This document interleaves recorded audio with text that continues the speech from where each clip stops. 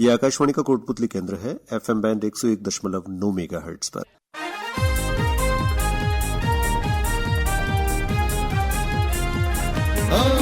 सबको खुशियां है देने आया, नई सौगात लेके आया, विकास की बातें करने आया, मनोरंजन का पिटारा खोलने आया, सबको अपना बनाने ये है आया। Kotputli FM 101.9, Kotputli FM 101.9, Kotputli FM 101.9 FM। श्रोताओं, केंद्रीय बजट 2026-27 ऐसे समय में पेश किया गया है जब देश तेज आर्थिक विकास की उम्मीद कर रहा है और वैश्विक समुदाय आर्थिक असुरक्षा से जूझ रहा है। दूसरी ओर भारत सरकार ने पूंजीगत व्यय को बढ़ाकर 12.2 लाख करोड़ रुपए कर दिया है, जो साफ संकेत देता है कि इंफ्रास्ट्रक्चर, उद्योग और शहरी विस्तार को विकास का इंजन माना गया है। और इसीलिए आज कोटपुतली डायरी कार्यक्रम में आज का विषय बजट पर चर्चा रखा गया है। और इस चर्चा में आज हमारे साथ हैं आकाशवाणी स्टूडियो में CA नटवर शर्मा और जगजीत सिंह जी। आप दोनों ही बैंकिंग क्षेत्र से जुड़े हैं। सर, स्वागत है आपका आकाशवाणी कोटपुतली स्टूडियो में। बहुत बहुत धन्यवाद आकाशवाणी कोटपुतली का। सर नटवर शर्मा जी, आपसे चर्चा की शुरुआत करना चाहूँगा। सड़कें, रेल, लॉजिस्टिक, औद्योगिक कॉरिडोर और शहरी औद्योगिक क्षेत्र, ये सभी आने वाले वर्षों में अर्थव्यवस्था को गति दे सकते हैं। लेकिन यहीं पर पहला सवाल खड़ा है, क्या यह विकास आम आदमी की रोजमर्रा की जिंदगी में तुरंत महसूस होगा या इसका असर भविष्य में छिपा है? क्या कहता है बजट?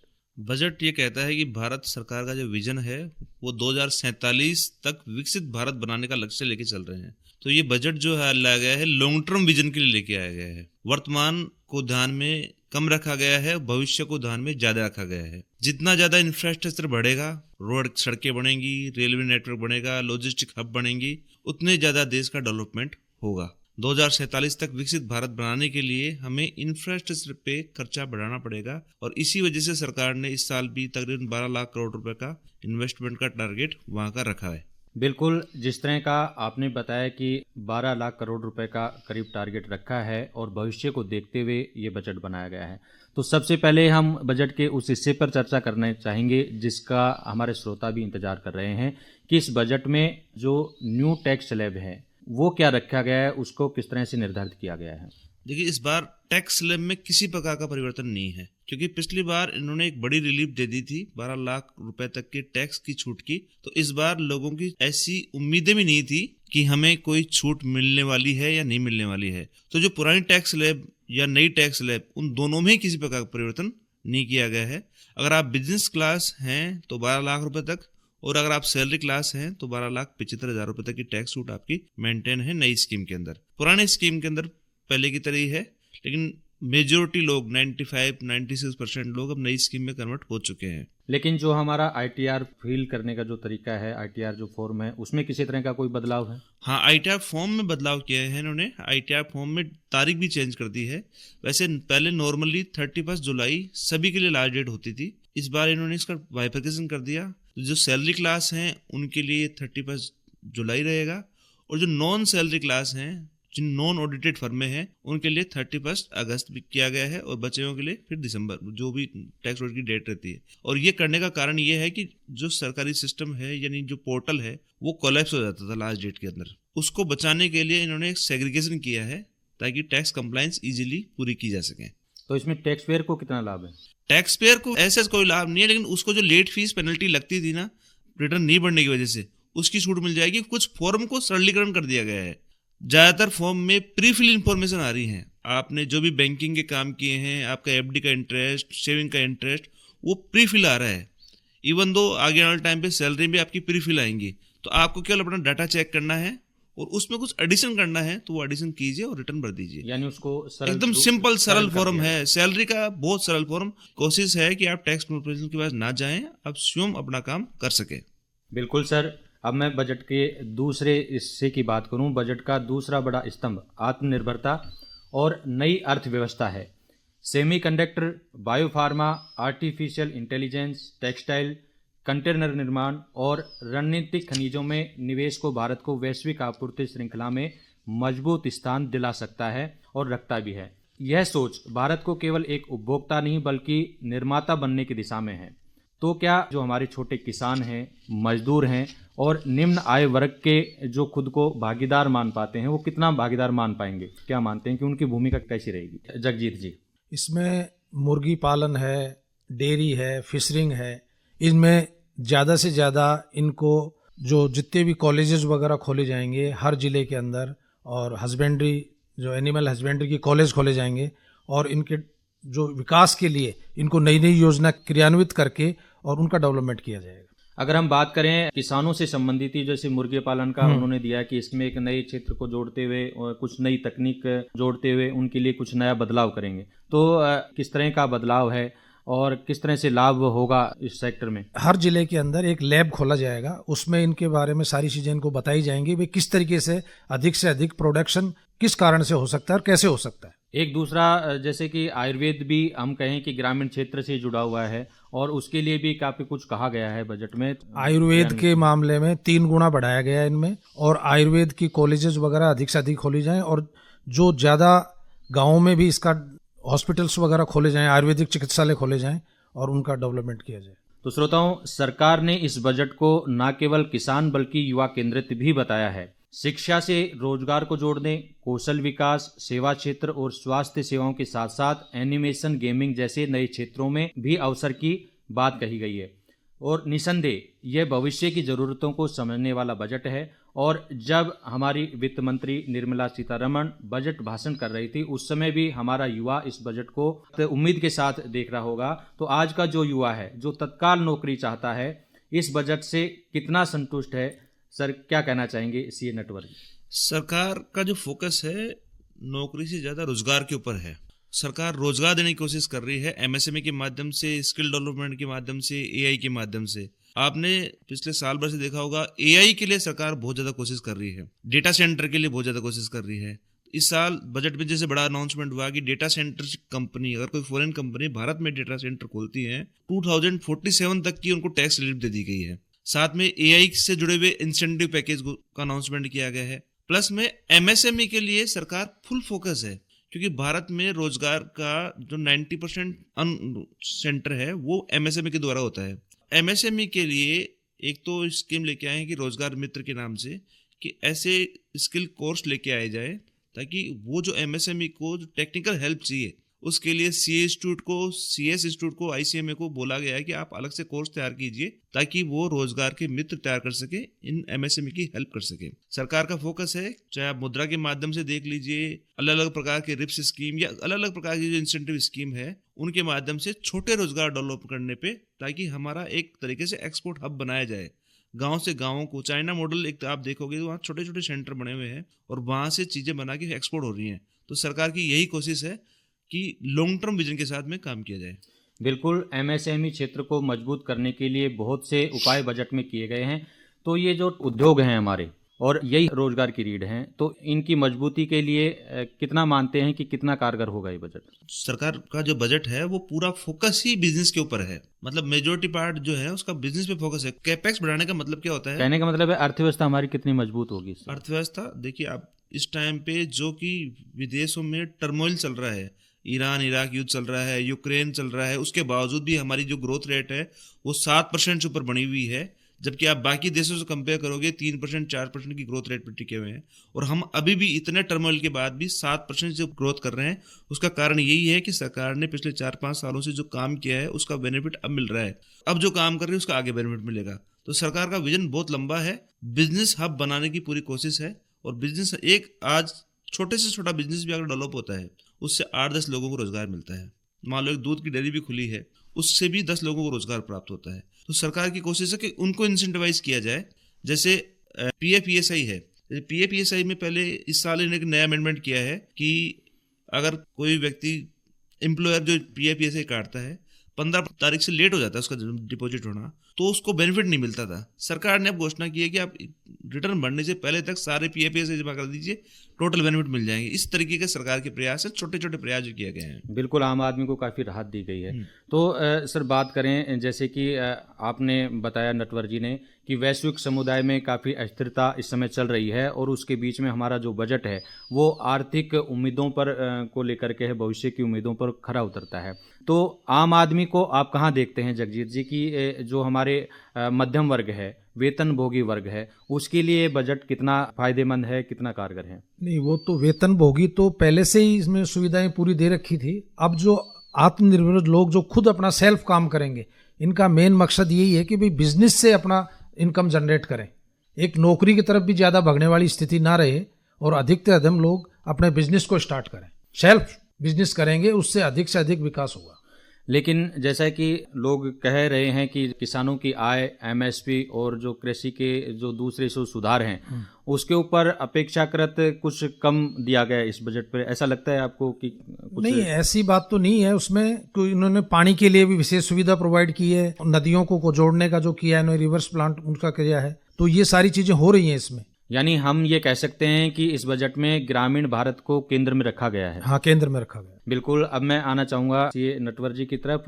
सर, जैसे कि बात की किसानों की, लेकिन एक वर्ग ऐसा भी है जो निवेश में अपना भरोसा रखता है। तो हम बात करें स्वर्ण और गोल्ड बॉन्ड को लेकर के, आजकल काफ़ी उतार चढ़ाव भी देखने को मिल रहा है, जैसे कि शेयर मार्केट में। क्या कहना चाहेंगे, किस तरह की है? देखिए, सरकार की कोशिश है कि जो आम आदमी है वो निवेश पे फोकस करे, अपना निवेश खुद करे।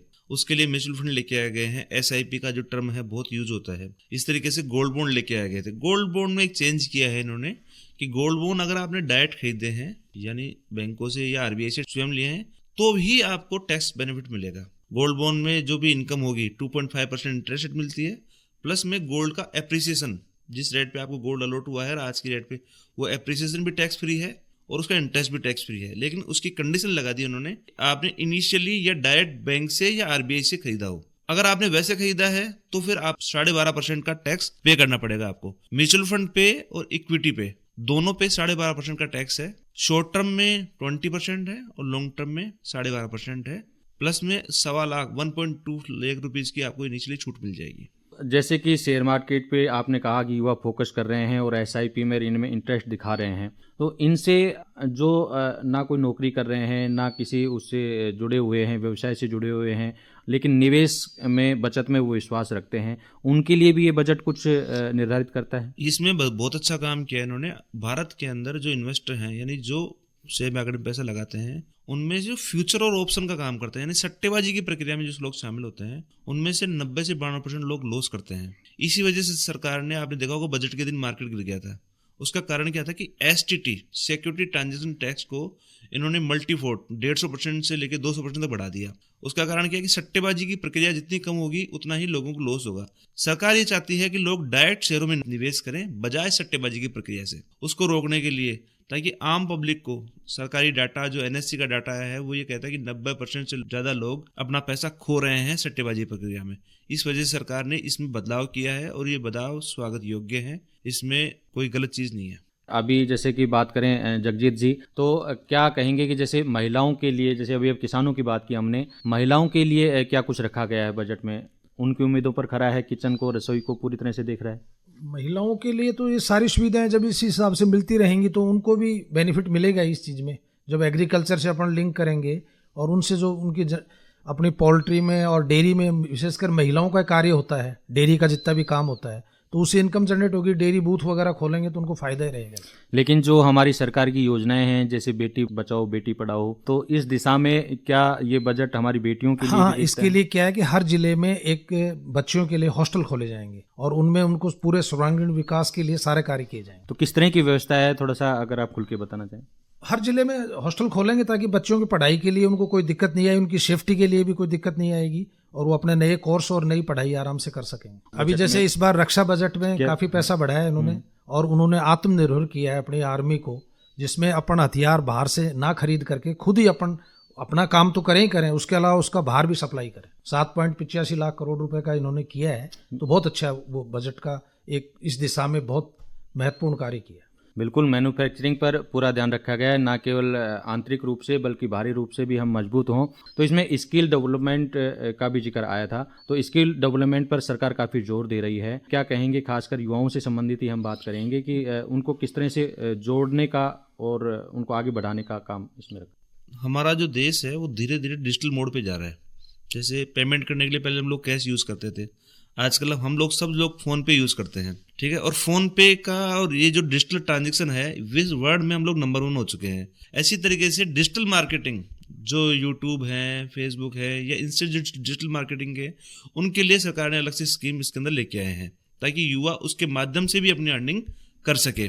साथ साथ में सरकार ने इस बजट के अंदर कुछ बेनिफिट्स अलग से दिए हैं जो आम लोगों के लिए हैं। जैसे कि रिवाइज रिटर्न जब आप करते हैं तो उसकी डेट होती थी 31 दिसंबर, यानी आपने एक रिटर्न भरी 31 जुलाई को, उसमें कोई गलती हो गई या कुछ चेंजेस हो गए तो उसको बदलने का लास्ट डेट थी 31 दिसंबर।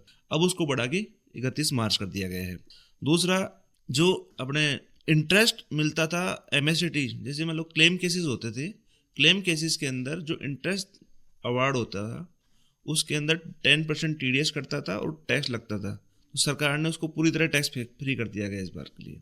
जो बच्चे बाहर पढ़ते हैं उनको TCS जमा कराना पड़ता था फॉरेन के अंदर 5%, उसको घटा के 2% कर दिया गया है।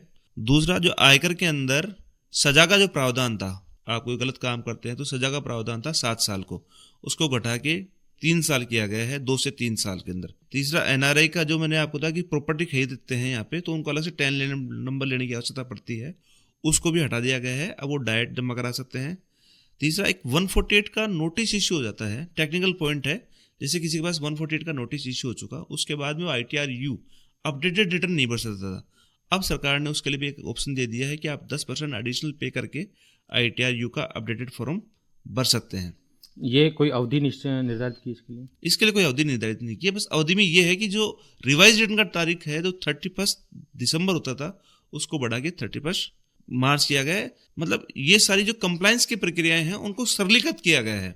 जिन चीज़ों के लिए बहुत ज़्यादा दिक्कतें होती थी, जैसे मान लो रिटर्न में थोड़ी सी भी गलती कर दी आपने, या कोई छूट मिलनी थी आपको 80G में, आपने 80GC में ले ली है, 80GC की छूट आपने 80G में ले ली, अब उसको बदलने के लिए आपको ITR-U भरना जरूरी है। अब पहले वो ऑप्शन नहीं था, अब वो ऑप्शन खोल दिए गए हैं कि आपसे कोई गलती हुई, मिस्टेक हुई, उसको आप चेंज कर सकते हो ITR-U के माध्यम से। अच्छा सर, एक ये चर्चा होती है बजट के तुरंत बाद कि क्या सस्ता हुआ क्या महंगा हुआ।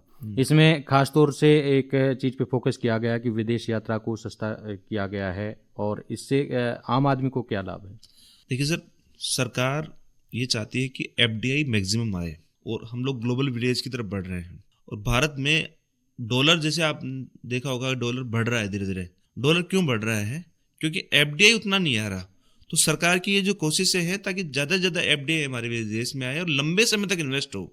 FDI 2 फॉर्मेट में आता है, एक शॉर्ट टर्म निवेश, तो सरकार शॉर्ट टर्म निवेश को फोकस नहीं करती। सरकार की कोशिश है लंबे समय तक के निवेश के ऊपर, जहाँ पे विदेशी कंपनियां आए। हमारे यहाँ पे अभी आपने देखा होगा एप्पल का फोन पहले इंडिया में नहीं बनता था, अब एप्पल का फोन इंडिया में बन रहा है और इंडिया से एक्सपोर्ट हो रहा है।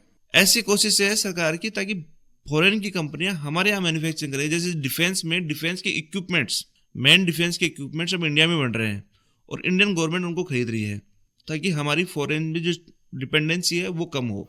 यानी हम बाहर जाएं, वहाँ देखें कि क्या तैयार हो रहा है, हम उसको समझें और हम यहाँ उसको मैन्युफैक्चरिंग करने की कोशिश करें, हम आत्मनिर्भर बनने की कोशिश करें। उसके लिए सरकार ने बहुत सारी PLI स्कीम यहाँ पे निकाली हुई है और PLI स्कीम 2022 से लगातार चल रही है। और उन PLI स्कीम के माध्यम से आज आप देखो 2014 से जो हमारा एक्सपोर्ट है, डिफेंस एक्सपोर्ट, वो 20-25 गुना हो गया है, 20-25 गुना। ऑपरेशन सिंदूर के बाद भी देखो आप ब्रह्मोस मिसाइल की जो ऑर्डर्स हैं हमारे, हर देश में ऑर्डर कर रहा है। तो ये इंडिजिनियस जो हमारा डिफेंस है उसके माध्यम से ये काम हो रहा है। बिल्कुल सर, एक बार जगजीत जी की तरफ दोबारा आना चाहूँगा। और सर, बात करें कि आप बैंकिंग सेक्टर से जुड़े रहे हैं जी। आमतौर पर एक आम आदमी जब लोन के लिए अप्लाई करता है तो उसे कई तरह की कठिनाइयों से गुजरना पड़ता है, और अभी किस तरह की क्या लोगों को कठिनाइयाँ आती हैं, और इस बजट में क्या कुछ और आप मानते हैं कि उनको फायदा दे रहा है? नहीं, बैंकिंग सेक्टर में तो पहले से इन्होंने पूरी छूट दे रखी थी और सारे ही जो लोन ले लेके कोई भी आदमी जाता है, किसी को भी अपनी आवश्यकता पूर्ति के लिए जाना पड़ता है, तो 2 लाख तक तो उसे इन्होंने एग्जम्प्टेड कर रखा है, नो गारंटी है। और आजकल प्रधानमंत्री रोजगार योजना है और बहुत सी योजनाएं चला रखी हैं वो सब इजीली इनको लोन प्रोवाइड हो जाता है। जी, एक बार फिर से सीए नटवर जी की तरफ आना चाहूँगा। सर, बताएं कि जो हमारे युवा जैसे कुछ अप्लाई करें लोन के लिए, तो उनके लिए क्या क्या स्कीमें हैं और भविष्य को देखते हुए क्या योजनाएं सरकार की हैं? सेंट्रल गवर्नमेंट और स्टेट गवर्नमेंट ने अलग अलग स्कीम निकाल रखी है। जैसे सेंट्रल गवर्नमेंट की प्रधानमंत्री रोजगार सृजन योजना है, PMEGP। 50 लाख रुपए तक का प्रोजेक्ट आप लगाना चाहते हैं, पूरा CGTMSE विदाउट कोलेटरल है, किसी प्रकार की सिक्योरिटी नहीं देनी, प्लस में 35% कोलेटरल आपको कैपिटल सब्सिडी है। यानी 50 लाख का प्रोजेक्ट लगाते हैं, 17 लाख की कैपिटल सब्सिडी आपको इंसेंटिव मिल रही है उसके अंदर। साथ में 10 लाख रुपए तक आप प्रोजेक्ट लगाना चाहते हैं, किसी प्रकार की कोई कोलेटरल देने की आपको आवश्यकता नहीं है। इसी तरीके से राजस्थान गवर्नमेंट ने युवा विश्वकर्मा स्कीम निकाली है। 9% का नॉर्मली 9 से 10% का आपका बजाय ब्याज का रेट रहता है, 8% की आपको सब्सिडी मिल रही है उसके अंदर, 5 लाख की कैपिटल सब्सिडी मिल रही है। तो कोई भी युवा जो रोजगार करना चाहता है, राजस्थान गवर्नमेंट और सेंट्रल गवर्नमेंट अच्छी सब्सिडियां उसके ऊपर प्रोवाइड कर रही हैं, लो इंटरेस्ट रेट के अंदर और विदाउट कोलेटरल फंडिंग के अंदर, उस CGTMSE स्कीम के अंदर, जिसमें आपको किसी प्रकार की कोलेटरल देने की आवश्यकता नहीं है। एक सर, चलते चलते एक सवाल और लेना चाहेंगे कि अगर हम राजस्थान की बात करें तो इस बजट में राजस्थान को क्या कुछ मिला है? जैसे देखिए सर, सरकार का जो बजट होता है वो यूनियन बजट के रूप से होता है, उसमें किसी स्टेट को स्पेसिफिक रूप से कोई पैकेज नहीं दिए जाते हैं। फिर भी ये फायदा राजस्थान गवर्नमेंट को जरूर मिलता है कि हमारे यहाँ पे, जैसे आज आपने देखा होगा कि इंडो-US डील कंप्लीट हो गई हमारी, उसका सबसे ज्यादा बेनिफिशियरी राजस्थान रहेगा। कैसे रहेगा? क्योंकि हमारे यहाँ से हैंडलूम, हमारे यहाँ से मार्बल, ये सब एक्सपोर्ट होता है US को, और उसका बड़ा डेंट हो गया था जब ये हमारे पे टैरिफ लगाए गए थे, और अब इस डील होने के बाद में राजस्थान सबसे ज़्यादा बेनिफिशियरी रहेगा। बिल्कुल सर। तो कुल मिला के ये कह सकते हैं कि जो बजट 2026-27 है, एक दृष्टि वाला बजट है जो भविष्य का नक्शा स्पष्ट करता है, लेकिन वर्तमान की तकलीफों पर थोड़ा सा ठहरता भी है। तो आज बजट चर्चा में आप पधारे श्रीमान नटवर शर्मा जी, CA साहब, और जगजीत सिंह जी, आप बैंकिंग क्षेत्र से जुड़े हुए हैं, आप कोटपुतली आकाशवाणी केंद्र पधारे और बजट चर्चा में हिस्सा लिया। आपका बहुत बहुत धन्यवाद। बहुत बहुत धन्यवाद। Thank you very much.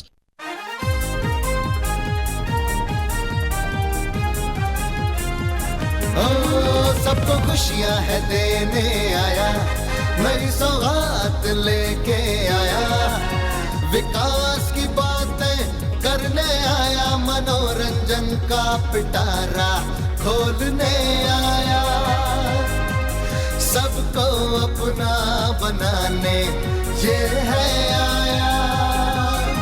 Kotputli 101.9 Kotputli 101